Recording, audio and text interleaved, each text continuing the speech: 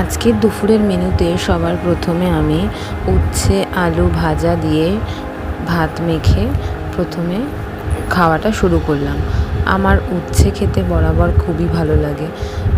Basically আমার তিতো জিনিসটা খুব পছন্দ, তাই জন্য কাঁকরোল ভাজা বলো, উচ্ছে ভাজা বলো, এই জিনিসগুলো হলে মা আমাকে অনেক বেশি করে দিয়ে দেয়।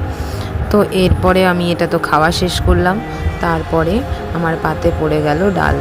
আর ডাল দিয়ে কোনো ভাজা খেতে তো ভীষণই ভালো লাগে।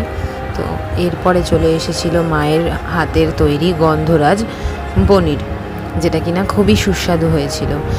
এই গন্ধরাজ পনির মা এই প্রথমবার করেছে, আর যেটা খুবই ভালো হয়েছিল খেতে।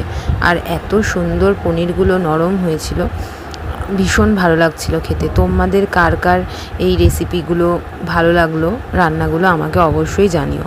আর তোমরা কারা কারা এই গন্ধরাজ পনির খেয়েছো সেটাও আমাকে কমেন্ট বক্সে জানাতে ভুলো না। আজকের জন্য এখানেই শেষ করছি। রাধে রাধে, সবাই ভালো থেকো। দেখা হচ্ছে পরের ভিডিওতে।